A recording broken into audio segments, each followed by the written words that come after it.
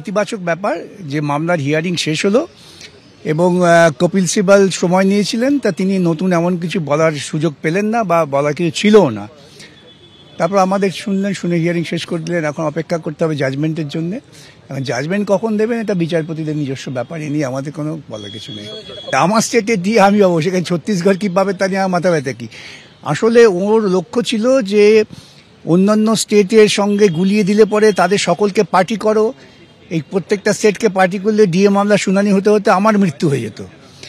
সেটা জজেরা গ্রাহ্য করেননি, বলেছেন না মামলা আমরা শেষ করে দেবো। শেষ হয়ে গেল।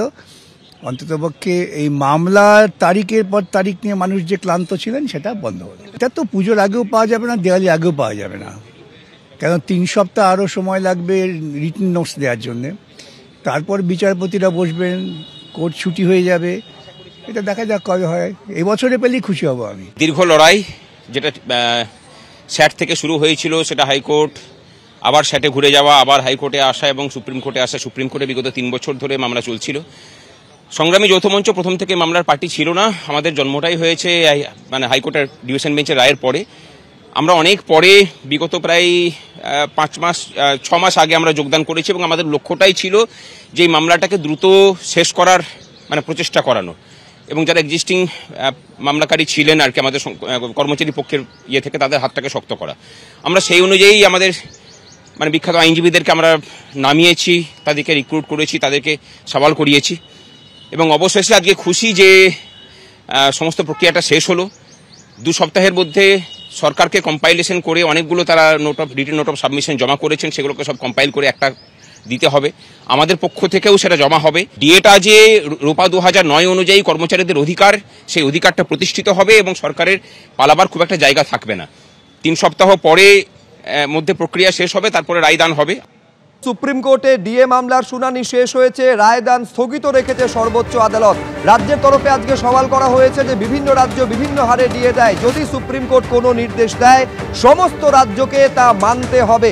আরো বিস্তারিত আমরা জানবো, কথা বলবো। বিজেন্দ্র সিংহ আমাদের প্রতিনিধি রয়েছেন। বিজেন্দ্র, কি হলো আজ সর্বোচ্চ আদালতে?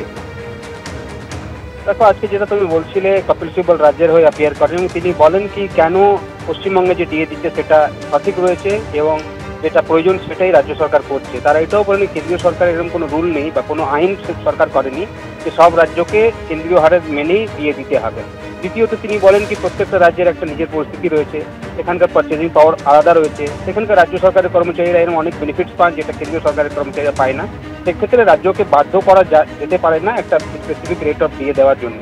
আপত্তি করা হয় বিকাশ রঞ্জন ভট্টাচার্যের তরফ থেকে। তিনি বলেন কি রাজ্য সরকার নিজের নিয়মই মানছে না। 2010 সালে যে নিয়ম ছিল সেটাকে রাজ্য সরকার মানছে না এবং তাই ট্রাইব্যুনাল এবং হাইকোর্ট তাদের পক্ষে রায় দিয়েছে এবং যে হারে দিয়ে তারা চাইছেন সেটা অন্য রাজ্যের সঙ্গে তুলনা করে তারা চাইছেন না বা সেন্ট্রাল হারে ডিএর সঙ্গে তুলনা করে চাইছেন না। তিনি রাজ্য সরকারের আইন যেটা রয়েছে সেটাকে মেনেই তারা চাইছেন কি তাদেরকে ডিএ দেওয়া হোক। দুপক্ষেরই বক্তব্য শোনা হয়েছে। বাকিদেরকেও আজকে সুপ্রিম কোর্ট নির্দেশ দিয়েছে কি যদি কোনো সাবমিশন দিতে হয় তারা 2 সপ্তাহের মধ্যে সাবমিশন দিতে পারেন। যাদের কিছু কাউন্টার দিতে হয় সেক্ষেত্রে তারা আগে নেক্সট 1 সপ্তাহের মধ্যে দিতে পারেন। অর্থাৎ আগামী 3 সপ্তাহের মধ্যে যারা আইনজীবীরা রয়েছেন তারা লিখিত বক্তব্য জমা দিতে পারে, তারপর সুপ্রিম কোর্ট রায় দেবে। আইনজীবীরা বলছেন যে এখন তারিখ পে তারিখ যেটা পড়ছিল সেটা কমপ্লিট হলো, হিয়ারিং কমপ্লিট হয়েছে এবং আশা করা হচ্ছে কি এই বছরই এখন চূড়ান্ত রায় সুপ্রিম কোর্ট দেবে।